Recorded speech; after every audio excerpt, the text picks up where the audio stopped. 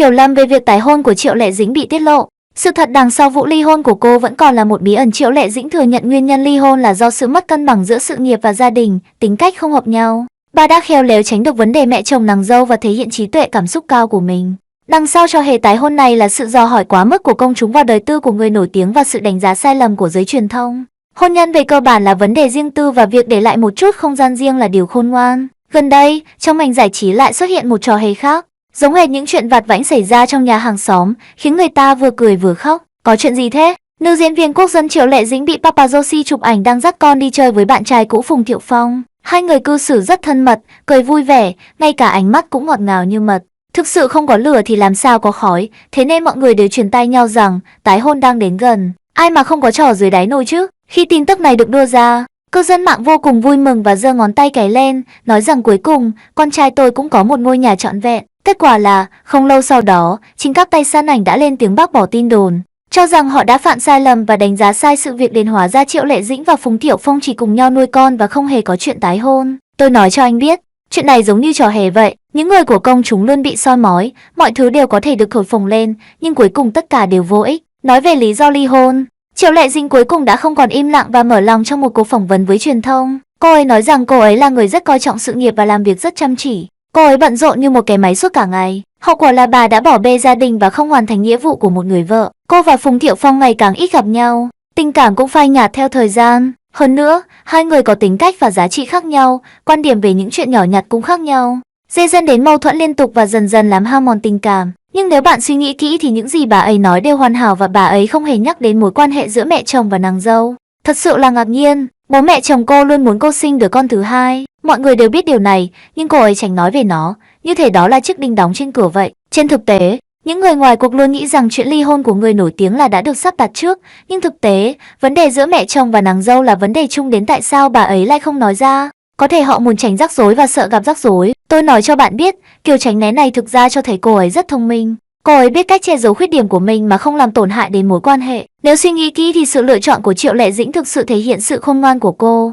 Bạn có nghĩ mối quan hệ giữa mẹ chồng và nàng dâu quan trọng đến vậy không? Dù sao đi nữa, ở quê tôi, nhiều gia đình đã bất hòa vì chuyện này. Chỉ vì cô ấy không nói gì không có nghĩa là điều đó không tồn tại. Bố mẹ chồng cô thực sự muốn có đứa con thứ hai. Tin đồn mang thai không phải dựa trên điều này sao? Kết quả là, sự việc đã bị các tay săn ảnh đánh giá sai, khiến mọi người vui mừng một cách vô ích. Nói một cách thẳng thắn, phương pháp tránh điều quan trọng và tập trung vào điều tầm thường này chính là bí quyết sinh tồn của những người đã hoạt động lâu năm trong ngành giải trí, để nó thể hiện sự trung thực nhưng vẫn giữ âu sâu ranh giới riêng tư. Thực ra, công chúng tôn thờ những người nổi tiếng như thần thánh, nhưng họ cũng chỉ là người phàm. Có ai chưa từng gặp rắc rối về chuyện gia đình? Sai lầm này đã phơi bày thói quen xấu của giới truyền thông là đưa tin sai sự thật, gây nguy hiểm cho những người vô tội. Suy cho cùng, tôn trọng quyền riêng tư của người khác là điều đúng đắn cần làm. Nếu không, điều đó sẽ giống như một con mèo mù bắt chuột.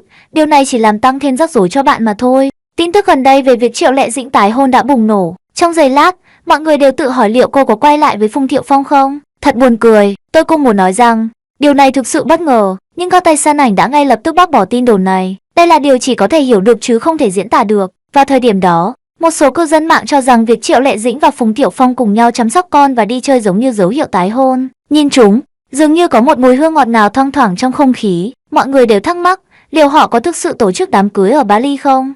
Cộng thêm tin đồn Triệu Lệ Dĩnh đang mang thai đứa con thứ hai thì quả thực là điên rồ. Điểm mấu chốt là gia đình họ Phùng hy vọng cô có thể sinh đứa con thứ hai. Điều này khiến mọi người phải suy nghĩ nhiều hơn. Tuy nhiên, các tay săn ảnh sau đó phát hiện ra rằng anh đã đưa ra phán đoán sai lầm. Đúng vậy, cảm giác như không khí đóng băng ngay tại chỗ. Triệu Lệ Dĩnh không phải là kiểu người dễ dàng tái hôn, cô ấy theo đuổi sự nghiệp quá mạnh mẽ. Cô ấy đã nói rất thẳng thắn trong cuộc phỏng vấn rằng cô ấy quá bận rộn với công việc và không có thời gian chăm sóc gia đình. Vì sự nghiệp, cô đã không quan tâm đến Phùng Thiệu Phong.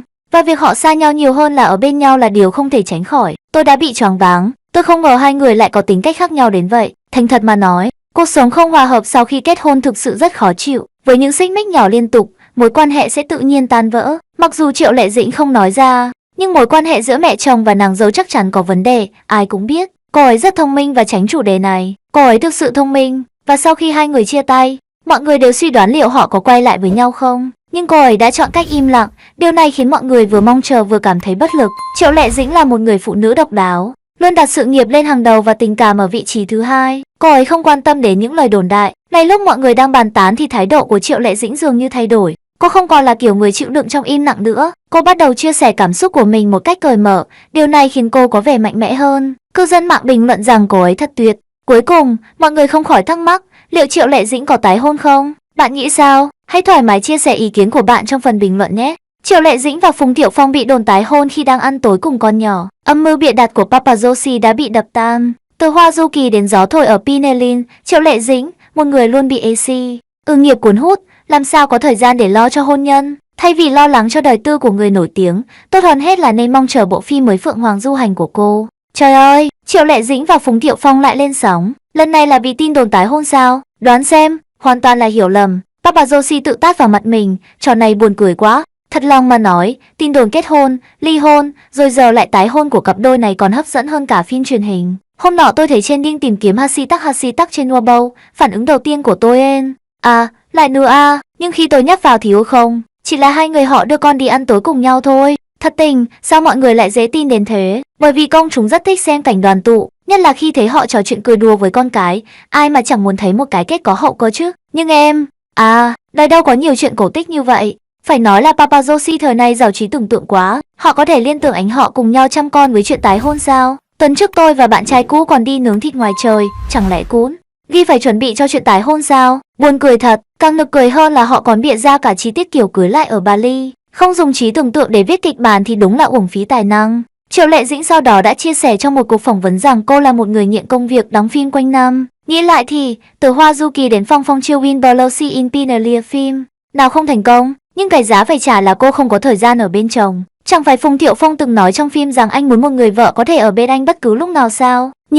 Anh còn Triệu Lệ Dĩnh thì sao? Cô ấy đã kiệt sức vì quay phim, làm sao có đủ năng lượng để dỗ dành chồng mỗi ngày. Buồn cười nhất là mối quan hệ ngầm giữa mẹ chồng và nàng dâu. Tuy Triệu Lệ Dĩnh không nhắc đến trong bài phỏng vấn, nhưng ai tinh ý cũng có thể hiểu được. Đột nhiên hủy theo dõi Weibo của mẹ chồng chứ?